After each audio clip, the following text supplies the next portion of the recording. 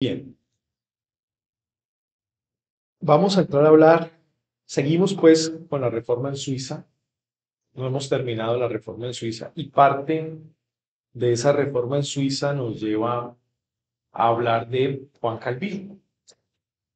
Ya hemos hablado un poco de Juan Calvino cuando estuvimos explicando el protestantismo en España y el encuentro con Servet, pero ahora ya nos corresponde hablar directamente de Juan Calvino, quién fue él, cuál ha sido su obra y el impacto que tuvo toda su teología, conocida como teología calvinista, en Occidente, en la Europa continental, en la Europa insular, y por ende nosotros como parte de Occidente, latinoamericanos, hemos recibido ese impacto también al día de hoy. Estamos en el siglo XXI y decimos calvinismo o hablamos de teología calvinista, soteriología calvinista. Calvino nace en 1509. A ver si ustedes logran contextualizar un poco el año 1509. ah, en 1510, Martín Lutero viaja a Roma por primera vez. ¿Se acuerdan? 1510 viaja a Roma. O sea que Calvino tenía un año cuando Lutero hace ese viaje, 1509. 1508, 1507, Lutero hace su primera misa. O sea que pues, realmente estamos hablando con un reformador de segunda generación. Ya Lutero estaba terminando su doctorado en teología cuando Calvino apenas estaba aprendiendo a caminar. Básicamente era eso. Y muere en 1564. 1564. A ver si también logramos asociar algunas fechas importantes. ¿Qué pasó en 1563? Se publicó el Catecismo de Heidelberg. ¿Qué pasó en 1561? Se publicó la Confesión Belga. ¿Qué pasó en 1560? Nace Jacobo Arminio. O sea que otro dato interesante, cuando Calvino muere en 1564, Arminio tenía 4 años. ¿Sí? Otro dato interesante. 2 años después de la muerte de Calvino, en 1566, se publica la Segunda Confesión Helvética. O sea que son fechas que contextualizan un poco lo que está pasando y nos permiten asociar otros eventos. Nace en Noyon, es eh, digamos, un municipio pequeño en Francia, y dentro de Noyon, como una especie de barrio quizá para nosotros hoy, llamado Picardía. Picardía, o sea, más pequeñito todavía, más pequeñito. Y eso es al norte de Francia, cerca a París, quedaba el lugar de nacimiento de Juan Calvino. Yo les decía que él sí nace en una familia un tanto más acomodada en comparación de Lutero. Su padre era tesorero de la iglesia en aquel lugar, y ser tesorero pues era el encargado de las finanzas o de la administración de esa sede. O sea, que era un hombre de mucha confianza para el obispo encargado. Era una persona que tenía conocimientos administrativos también y devengaba un salario de ese trabajo. Y el salario que devengaba, pues era un salario bueno, muy significativo. Entonces, eso lleva a que Calvino también pueda tener la mejor educación del momento en Francia. Y no por nada, pues eso se da en su vida, en su historia, y el Señor utiliza eso para lo que va a ocurrir más adelante con Calvino. Él estudió latín en París con el profesor Mathurin Cordier, es decir, un estudio personalizado. Eso solamente lo podían hacer las personas que tenían recursos económicos. Y generalmente se daba que contrataban a los mejores profesores en un área, en una materia, y le pagaban un buen dinero a esos profesores, y ese profesor de manera personalizada eh, enseñaba o instruía al estudiante, ¿no? Eso era muy común en la Edad Media, incluso en el tiempo de Pedro Abelardo, uno de los teólogos parisinos más importantes, fue así. Él era el teólogo con el cual todos querían estudiar, y le pagaban un buen dinero para dar clases personalizadas y está en la historia que tenía un estudiante que era Eloísa, una niña de 15 años y él era de 45. Y es la famosa historia de amor detrás de una clase de teología, Abelardo y Eloísa. Pero esa era la costumbre, ¿sí? El mejor profesor era contratado por familias ricas para enseñar de manera personalizada. Y Calvino tuvo ese privilegio. Calvino se educó con los mejores profesores de su época, en idiomas bíblicos sobre todo, de manera personalizada. Así que conoce latín, la lengua principal, estudió lógica, escolástica, lo cual también era un gran logro para aquel momento, estudiar la lógica escolástica, porque eso le permitía a Calvino no solamente conocer la teología escolástica, sino conocer a Aristóteles. O sea que aquí tenemos un encuentro entre Calvino y la literatura aristotélica dentro de su preparación. Estudió Derecho en Orleans en 1526, miren la fecha, 1526, cuando Calvino está estudiando Derecho. ¿Qué está pasando en el resto del mundo? 1526. Carlos V ha convocado, impulsado por el Landgrave Felipe de Hesse, la primera dieta de Spira para atender el caso Lutero y poderlo juzgar, la cual no se da. ¿Por qué? Porque los turcos han venido de Oriente a Occidente y ahora están en los límites del Sacro Imperio Romano Germánico, en Viena. Ese mismo año en el que Calvino está estudiando Derecho, entonces no se da la primera dieta de Spira, 1526, un año después de la muerte de los campesinos en Alemania, que fue en 1525. ¿Sí? 1526, en pleno mover de la segunda ola de los anabautistas, pleno mover de los revolucionarios o los reformadores radicales. Eso era lo que está pasando más hacia el centro de Europa, mientras Calvino está estudiando Derecho, ¿no? 1526, un año después de la controversia entre Lutero y Erasmo sobre el libre albedrío particularmente. O sea que eso nos lleva a pensar cómo ubicarnos un poco en el tiempo, porque a veces cuando uno habla de historia, la gente piensa que todo ocurrió en un mismo momento. Es más, hay gente hoy en día que cree que Calvino y Arminio disputaron. Sí.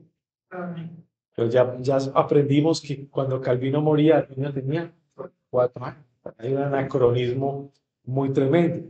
O hay gente que cree que Calvino y Lutero caminaron juntos como dos amigos, pues, que iban construyendo caminos de reforma. Mientras el uno iba apenas estudiando derecho, el otro ya estaba en problemas con el emperador Carlos V y todo este tema de las dietas imperiales. Estudió griego con Melchior Volmar, otro profesor excelente y también personalizado. Mire que estudió las lenguas principales así, o sea que eso ya nos habla de que Calvino era experto en el griego del Nuevo Testamento y experto en el latín. O sea que ya tenemos a una persona intelectualmente muy, muy, muy preparada. En 1530 terminó sus estudios de jurisprudencia. A ver, asociemos de nuevo las fechas. 1530. ¿Qué estaba ocurriendo en 1530? Melanchthon había redactado la Confesión de Augsburgo y había sido presentada al emperador Carlos V por los príncipes alemanes, donde por primera vez se les llamó protestantes. ¿Sí? Entonces, Calvino está terminando sus estudios de jurisprudencia y por acá los luteranos están presentando su confesión de fe ante el emperador Carlos V. Eso es lo que está pasando, ¿sí? En ese momento. 1530. Aparte, a partir de 1530 inicia la guerra entre romanistas y protestantes, que va hasta 1532, también porque los turcos nuevamente aparecen en escena y el emperador y Francisco I de Francia tienen que detener precisamente su guerra contra los protestantes, ¿no? Así que tenemos a un hombre que estudió jurisprudencia, probablemente Calvino estudió el derecho romano, Probablemente Calvino estudió hermenéutica para interpretar los códigos penales. O sea que, sin ser aún teólogo, podríamos decir que tenía un conocimiento profundo de la interpretación. Y es por eso que se va a convertir Calvino en el exégeta de la Reforma. O sea, se dicen que no hubo en la historia de la Reforma un exégeta como Calvino. No lo hubo. O sea, en exégesis bíblica estaba mucho más adelantado que el resto de los reformadores de su época. Mucho más adelantado. Pero yo coincido en que esto tiene que ver con su preparación como jurista, ¿no? Porque tuvo que haber tenido todo un entrenamiento en interpretación y le apasionaba mucho la filosofía política. Incluso la primera obra que él hizo, eh, como yo les decía a ustedes, digamos, antes de ser un doctor en Biblia, o sea, de comentar los textos bíblicos, ¿qué tenían que hacer los estudiantes? ¿Recuerdan? Ellos tenían que comentar obras. ¿Sí? Primero tú comentas las obras de algún teólogo o de algún pensador importante para luego comentar la Biblia. ¿Sí? Comentar la Biblia era lo último porque se requería ya todo un bagaje. La primera obra que Calvino comenta, ¿usted sabe lo que significa hacer un comentario en esa época? En esa época los comentarios tendían a ser exegéticos. Eso es muy importante. Y la primera obra que Calvino comenta para esa época, y digamos que va un poco ligado a, al haber terminado sus estudios de jurisprudencia, fue una obra titulada Sobre la clemencia. En 1532, Calvino se publica esa obra. Calvino es un comentario, pero noten, exegético.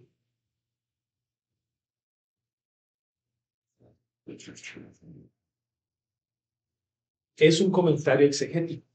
La obra sobre la clemencia, su fuente, o sea, más cercana a la época de Calvino, era en latín. Es una obra latina. Era en latín. Y esa obra en latín fue escrita por Lucio Anneo Séneca. Y ustedes de pronto habrán escuchado un poco de Lucio Anneo Séneca. ¿Recuerdan de Séneca, el gran pensador latino estoico del siglo I? ¿Secretario de quién? Del emperador Nerón. Él fue su secretario. Cuando Nerón era chico, cuando Nerón era joven, Séneca era su maestro. Recuerden que en Roma los emperadores eran cultos, realmente era gente muy culta. Y los que iban a ser de emperadores posteriormente a la muerte de su padre, los niños que iban a suceder en el poder, se debían preparar muy bien para esa labor y los padres le ponían al mejor profesor de la época, o sea, la persona más dotada se la ponían como su mentor, como su profesor. Séneca era el mentor o el profesor de Nerón, cuando Nerón era joven. En ese tiempo el emperador era Claudio, el emperador de Roma. Pero pues miren las cosas de la vida. Va a terminar Séneca en un suicidio porque Nerón le ordenó quitarse la vida. Va a tener diferencias con Nerón en la segunda etapa de Nerón de su vida, después del año 64, en el siglo I. Este libro sobre la clemencia es un libro de filosofía política y lo escribe Séneca con la idea de que Nerón sea un buen gobernante. Esa era la idea de Séneca, finalmente se le va a convertir en una utopía. Pero esa fue la idea, que Nerón sea un buen gobernante. Ahora, cuando usted estudia la vida de Nerón, y hay un libro que les puedo recomendar sobre eso, que se llama Vida de los 12 Césares. y el libro es escrito por un historiador romano contemporáneo, o sea, de la época de allá, llamado Suetonio. Él es un historiador de finales del siglo I, y el libro se llama así, Vida de los 12 Césares. Y ahí Suetonio habla de Nerón, y lo particular es que Nerón no siempre fue como fue.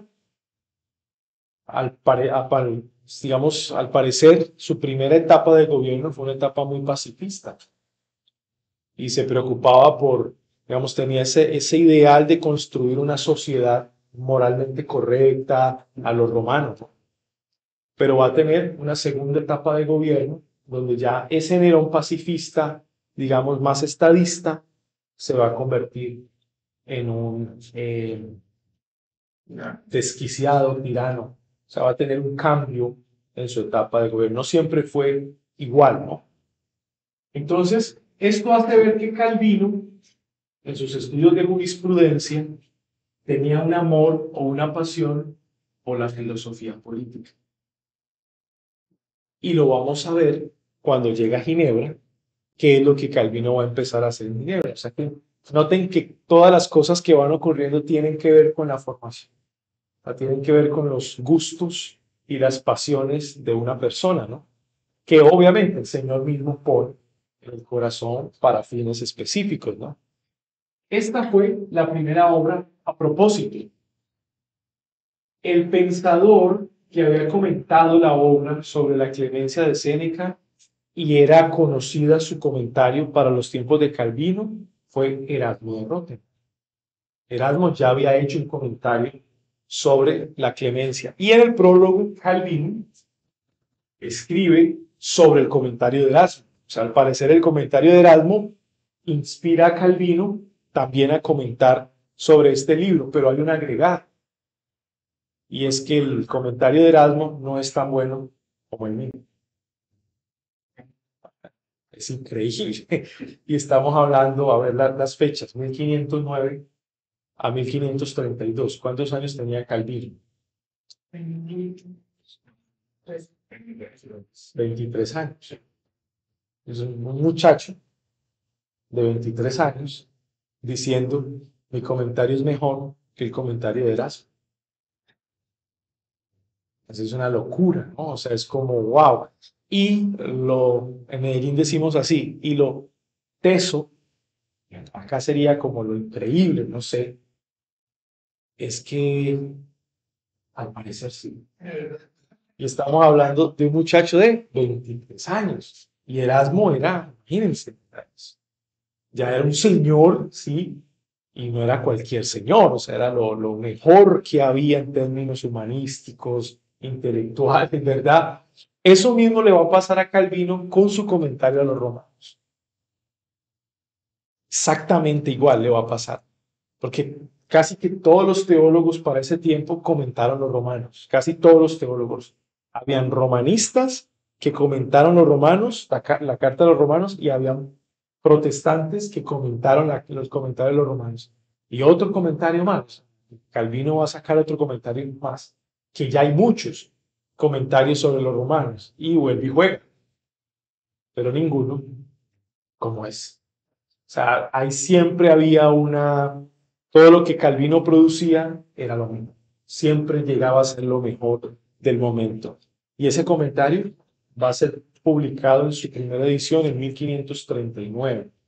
O sea que podría tener ya 29 años y iba a ser lo mejor de lo mejor, el comentario a los romanos. Ese es Calvino, para que se vayan dando cuenta, pues, ante qué personaje estamos de la historia.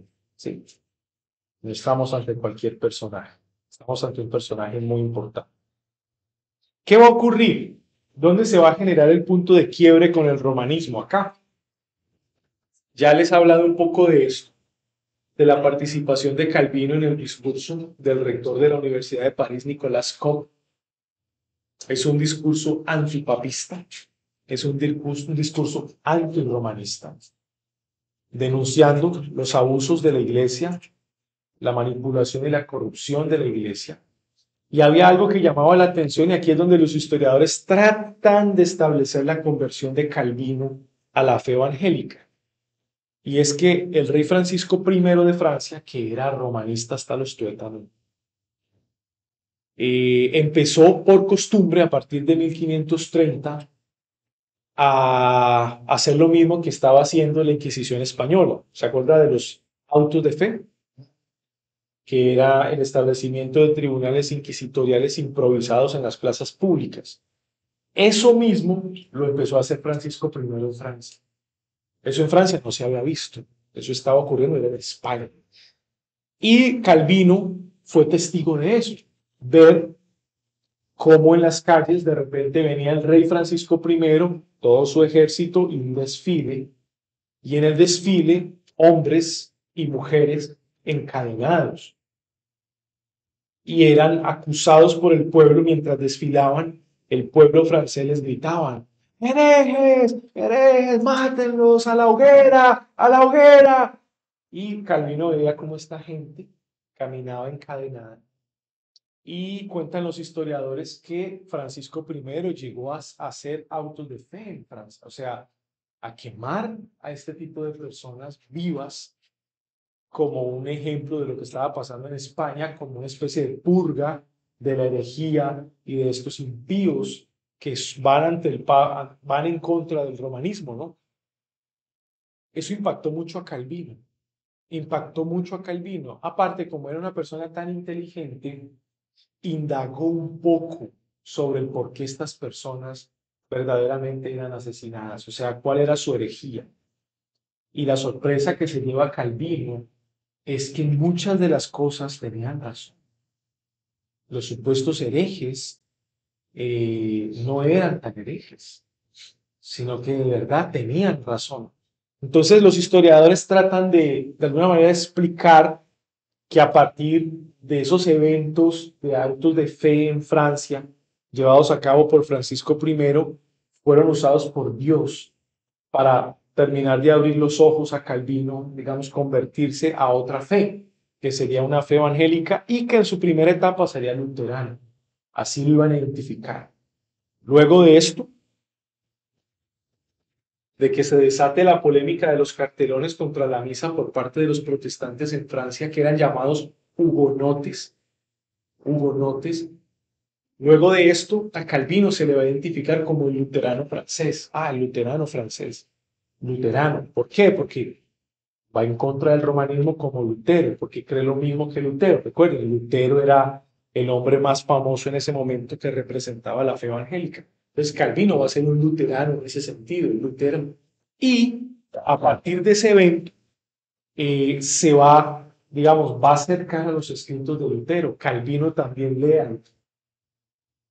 En ese sentido podríamos decir que todos los reformadores leen a Lutero. ¿Sí? Por eso Lutero es el precursor de todo este movimiento reformador.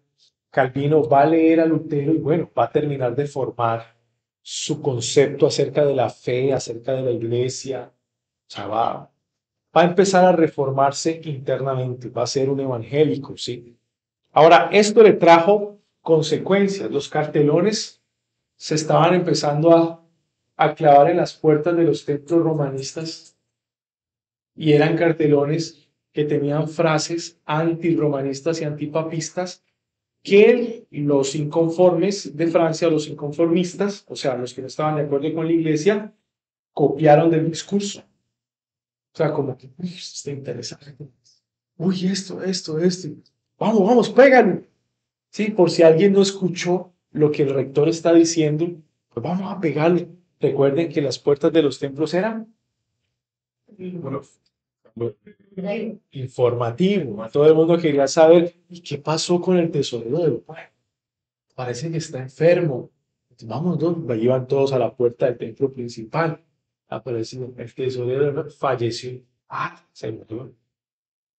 Es así. Pero la gente iba, ¿qué fue lo que pasó? Que dicen que hubo un discurso que trajo polémica. Vamos a ver a la puerta del templo, pues quizá hay alguna información.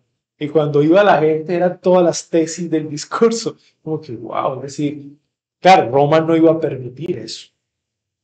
Y trae una inquisición muy fuerte. Muchos hugonotes mueren, protestantes franceses. Nicolas Cop y Calvino tienen que huir, se vuelven fugitivos, huyen de París, perseguidos por las autoridades adeptas al rey Francisco I. Eso es lo que va a ocurrir. Y en esa huida, Calvino no pierde el tiempo.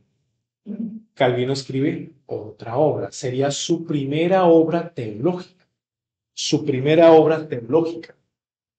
Digamos aquí,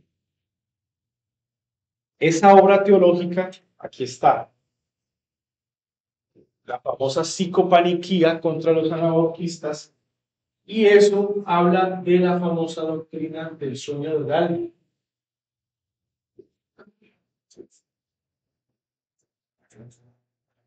Es interesante cómo Calvino tenía un conocimiento del contexto religioso protestante, y era porque en Francia habían llegado un grupo de protestantes que no bautizaban niños. Y, digamos, de esas cosas, ¿no? Que se comentan que eran una secta, se comentan que eran herejes, se comentan que eran los anabaptistas. Que recuerden la época, 1534. O sea, ya había el impacto de la segunda ola anabautista de revolucionarios, ya había hecho estragos en Alemania, entonces ya había mala fama de ellos. Es como que llega en Francia, como que cuidado, estos son protestantes, pero estos son raros, o sea, no son como los otros, no son como Lutero, no son como Zwingli, son diferentes, descuidados. Es una secta. Y lo que hace Calvino es estudiar la teología anabautista y encuentra un error en su teología aparte para Calvino del bautismo. Era que los anabautistas creían que cuando un creyente moría, el alma del creyente entraba en un sueño profundo en el cielo. O sea, no tenía conciencia. Y Calvino, vean ustedes, a la luz de las escrituras, encuentra que la famosa psicopaniquía, o sea, el sueño profundo del alma después de la muerte, no era bíblica. Y escribe un libro refutando las herejías de los anabaptistas. ¿Bien? O sea que ahí le agregamos otra doctrina de los anabaptistas, ¿no? Que no solamente eran credo-bautistas, no solamente eran separatistas, ¿verdad? Ahora también son psicopaniquistas. Ahora creen en el sueño profundo del alma, no solamente muchos de ellos eran antitrinitarios, o sea, que hay una serie de doctrinas que en definitivo estaban, sí, claro, no estaban quedando bien dentro de la ortodoxia protestante del momento, la verdad. Ahora, ¿saben ustedes que esa doctrina, la famosa psicopaniquía, es muy común en las iglesias evangélicas? Es muy común. Habla usted con una persona y qué pasa con el alma del creyente después de la muerte. Un estado de inconsciencia. Va al cielo a esperar a que Cristo regrese. Se escucha mucho en las iglesias evangélicas, ¿no? Eh, o sea que hoy en día el evangelicalismo pues, tiene mucha doctrina anabautista, ¿no? Fuertemente anabautista. Esta es la primera obra de Calvino teológica, porque esta no es teológica, esta es de filosofía política, pero esta sí es teológica, sí es bíblica. Y en su vida, creo que esta obra la escribe era, mientras huía por todo el territorio francés, o sea, cruzaba todo el territorio francés. Francia pues es un país grande. Su camino era Basilea. Él quería llegar a Basilea, donde estaba la imprenta más famosa. Allá estaban los mejores impresores de la historia. En Basilea siempre fue reconocida por eso, por la imprenta y por los impresores. Gente que sabía publicar, sabía de edición, todo este tipo de cosas con la producción literaria, ¿no?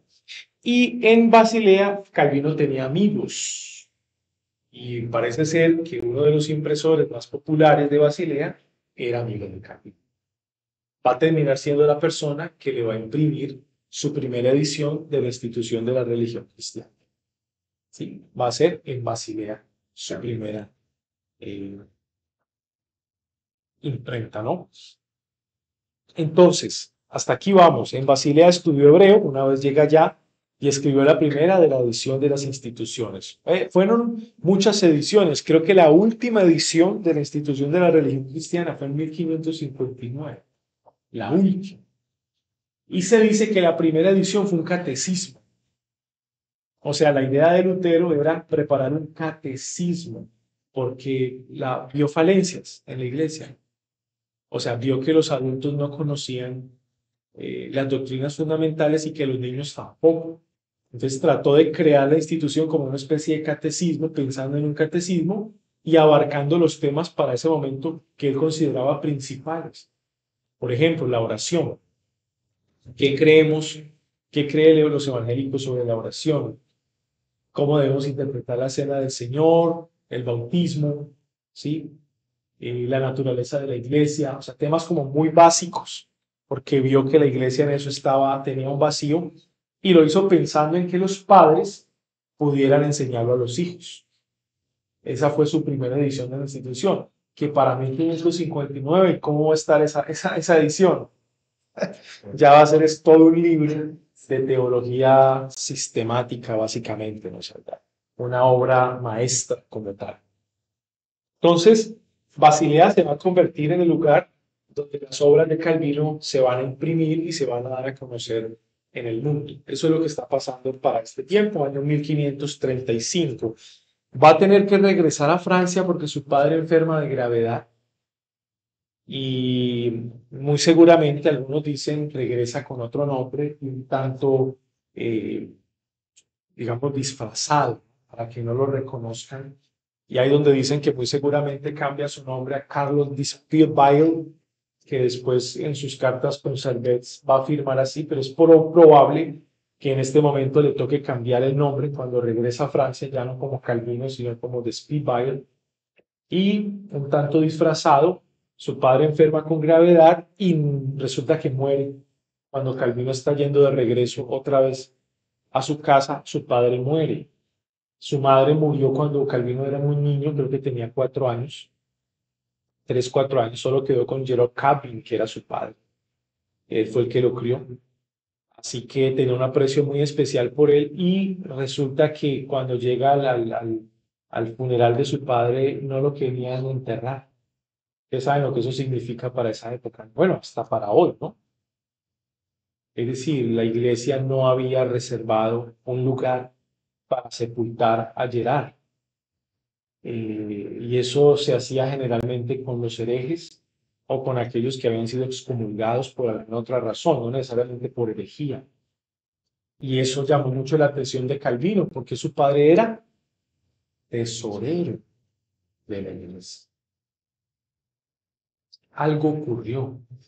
Entonces empiezan las fuentes a surgir. Algunos dicen que lo que ocurrió es que Gerard se empezó a dar cuenta de la corrupción de la iglesia al ser tesorero y empezó a denunciar la manipulación de los recursos económicos y eso, y le trajo problemas con el obispo y lo acusaron de herejía, lo acusaron de blasfemia.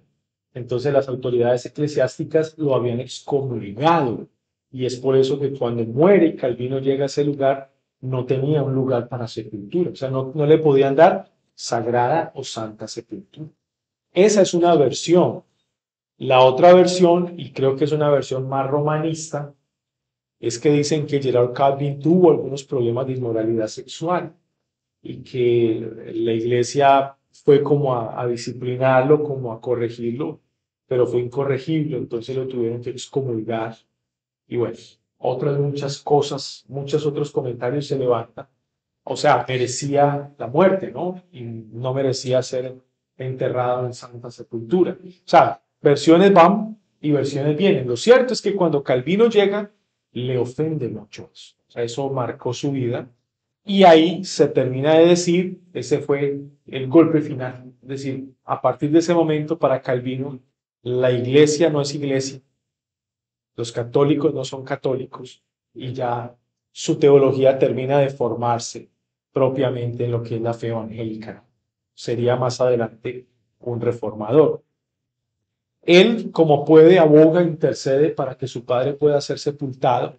De alguna manera es sepultado y nuevamente huye de ese lugar.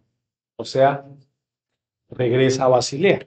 Pero de camino a Basilea, digamos, su meta era Basilea, quiere visitar a un amigo suyo, muy probablemente lo conoció en Francia, llamado Martín Bucer, era un amigo de Calvino.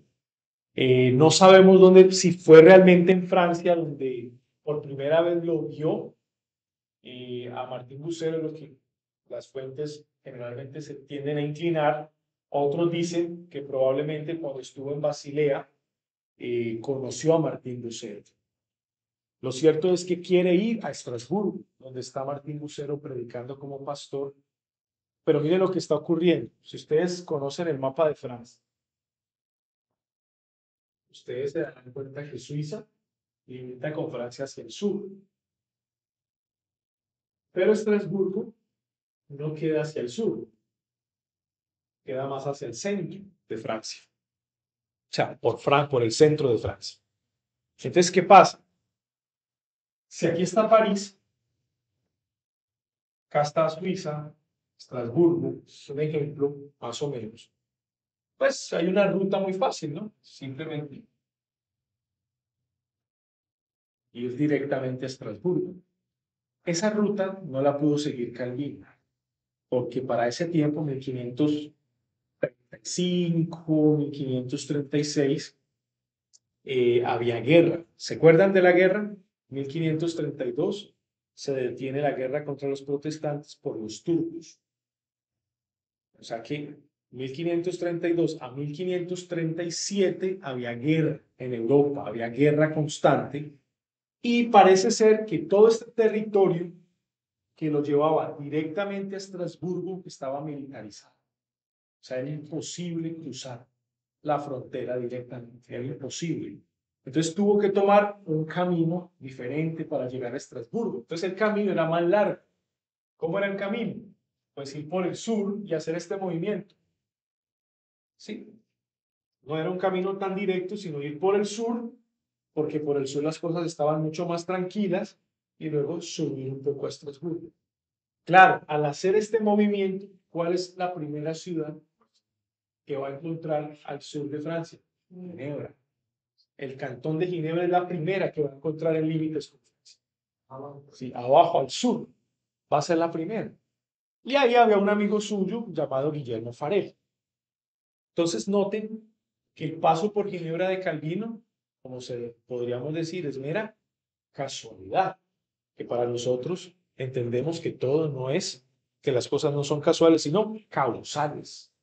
O sea, que aquí es mera causalidad el hecho de que él pase por Ginebra. Entonces él va a tener que pasar obligado por Ginebra por las condiciones políticas del momento. Farel, su amigo, era un francés también, probablemente también conocido de Francia por Calvino, se da cuenta que Calvino está pasando por Ginebra y ya había escrito comentarios sobre la clemencia, ya tenía una obra contra el sueño del alma de los anabaptistas, ya había empezado su primera edición de la institución de la religión cristiana, que iba a ser publicada en Basilea, o sea, ya tenía un conocimiento académico. Y Farel le obliga a quedarse en Ginebra para que le ayude en su proceso de reforma. ¿Qué creen que responde Calvino? No, él no está buscando eso. Él es un tipo más tranquilo, más académico, es un teólogo de escritorio, de permanecer en un escritorio produciendo literatura.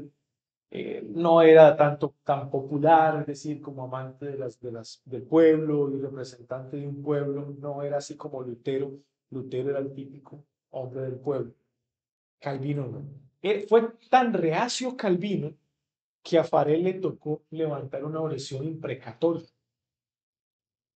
O sea, si tú no te quedas, que Dios mismo te maldiga y trate contigo una cosa bárbara.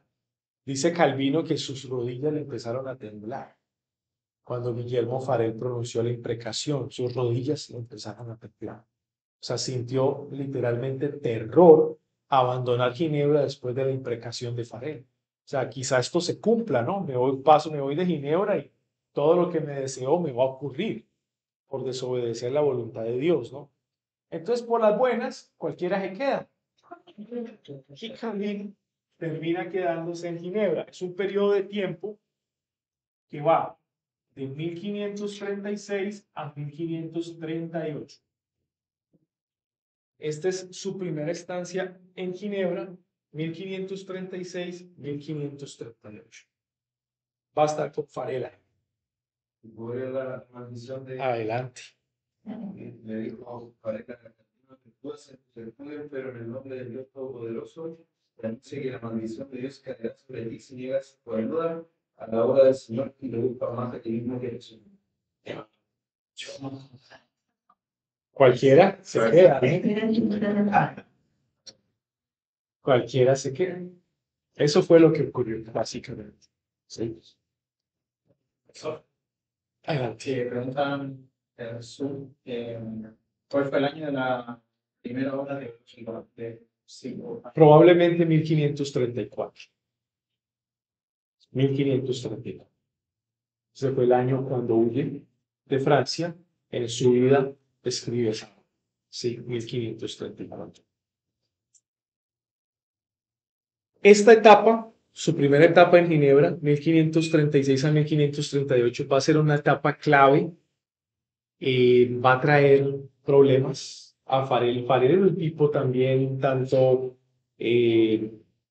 sea, tiene un temperamento fuerte. Incluso los historiadores también hablan de Farel como un tanto incisivo, como una persona, en Colombia llamaríamos a esa persona como intenso, ¿sí?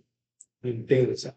Algunos ya no le llaman intenso, sino perseverante, que siempre está ahí recordando las cosas que hay que hacer y no nos quedemos quietos así.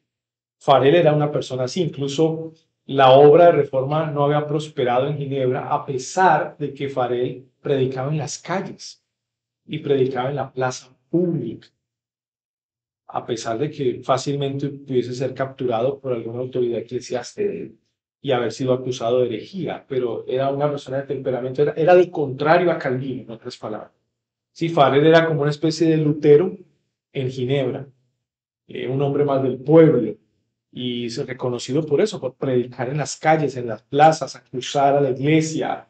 Era un hombre bastante apasionado. Calvino era lo contrario, o sea que hay una pareja muy tipo Lutero-Melanchthon en Ginebra, Farel Calvino.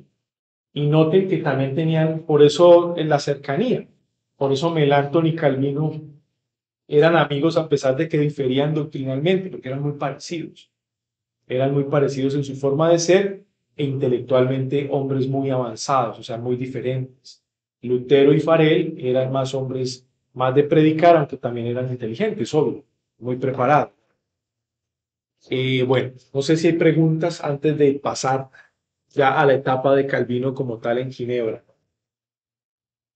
Preguntas sobre lo que hemos hablado hasta el momento, inquietudes. Asociamos fechas, 1534, cuando huye de París, psicopaniquía. ¿Qué está pasando?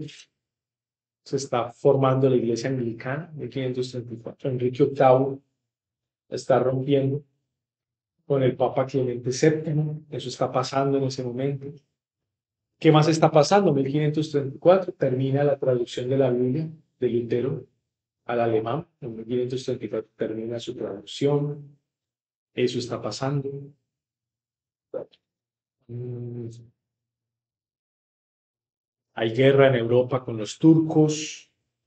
Los protestantes están conformando su Liga de Esmalcalda, que termina oficialmente en 1537. ¿Qué más está pasando? ¿Qué más podemos asociar ahí?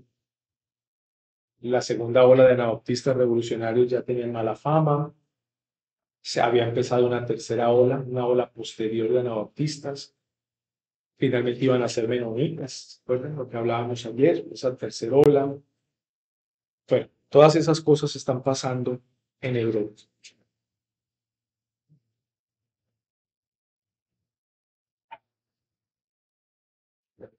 Entiendo que además de la guerra con los turcos todavía hay guerra entre los reinos europeos. Sí, sí, había guerra. A ver, Carlos V, que era el emperador del Sacro Imperio Romano Germánico, quería ensanchar su territorio y el territorio que le hacía parte, digamos, introducirlo, era Francia. Francia estaba ahí, pues hasta dentro de la geografía era como lógico, como que venga, pues noten esto.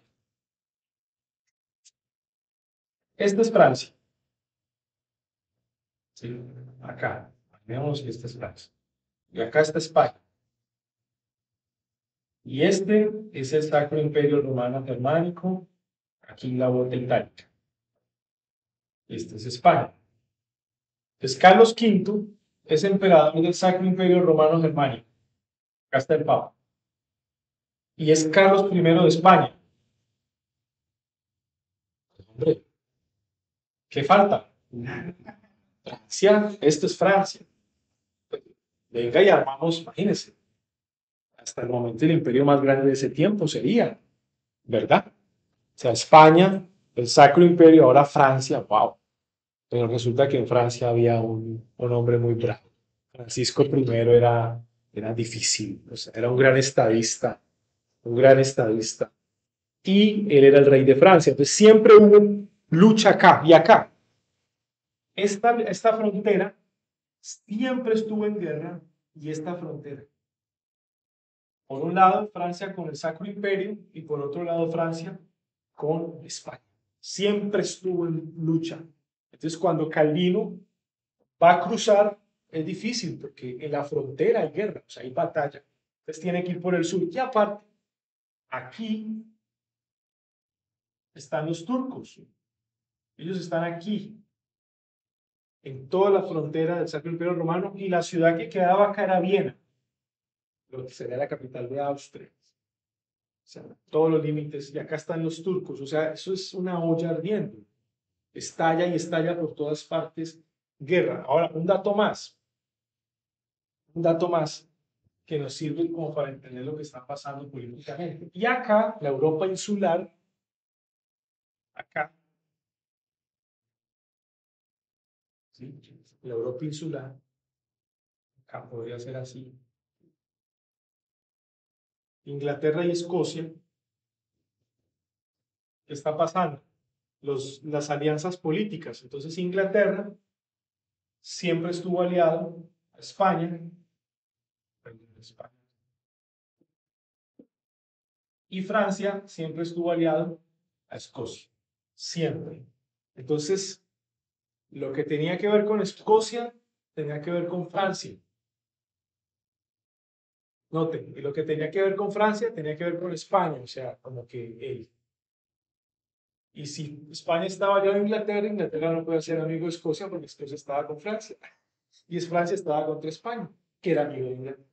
¿Entienden el punto? O sea, si yo como inglés me asocio con Escocia, ¿qué le estoy diciendo a España? Estoy con Francia, tu principal enemigo. O sea, esas alianzas eran muy delicadas. Entonces sí había guerra interna, todo esto era una olla ardiendo. Incluso para ese tiempo Enrique VIII se estaba constituyendo como cabeza de la iglesia en Inglaterra y había creado ya ruptura con Roma, imagínense. O sea, con el Sacro Imperio Romano Germánico, porque Carlos V y el Papa Clemente VII eran amigos.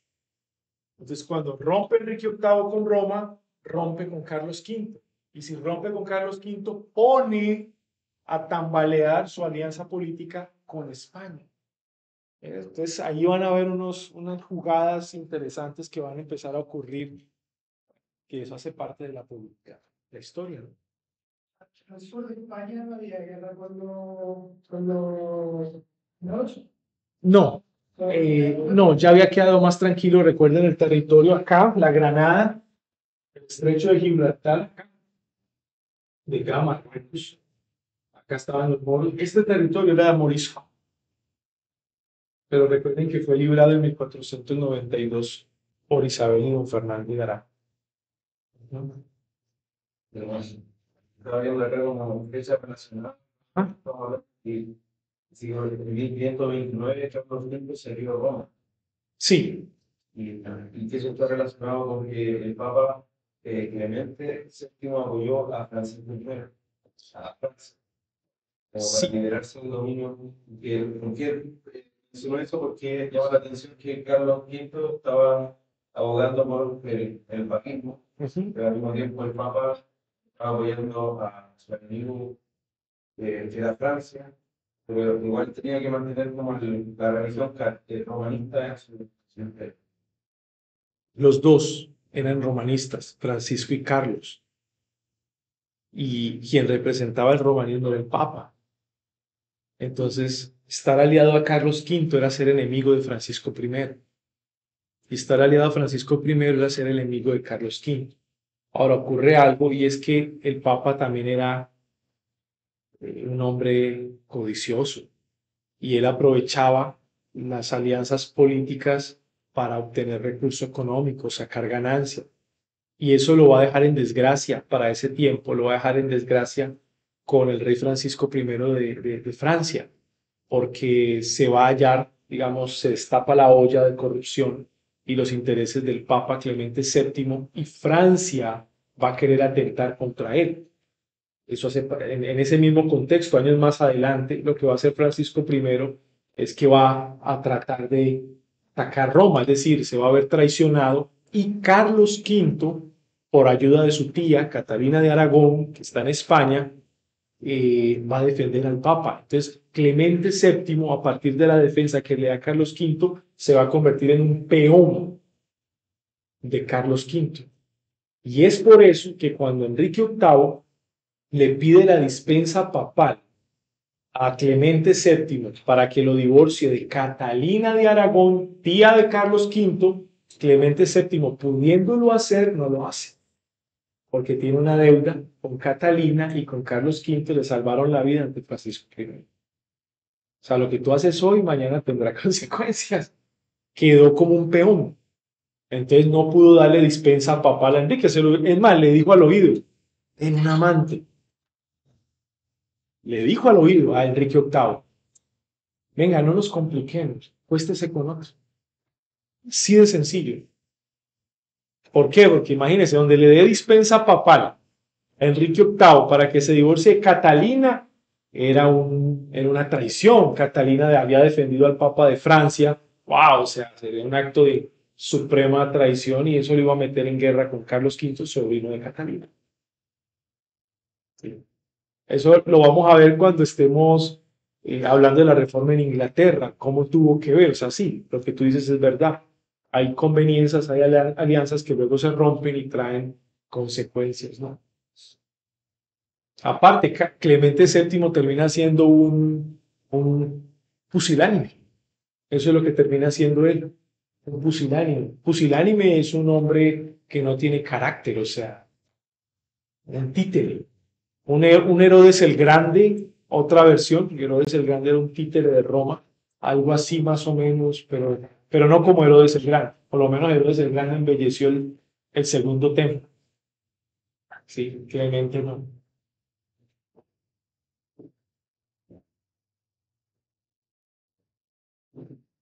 Bien, tomemos el break y volvemos en 10 minutos.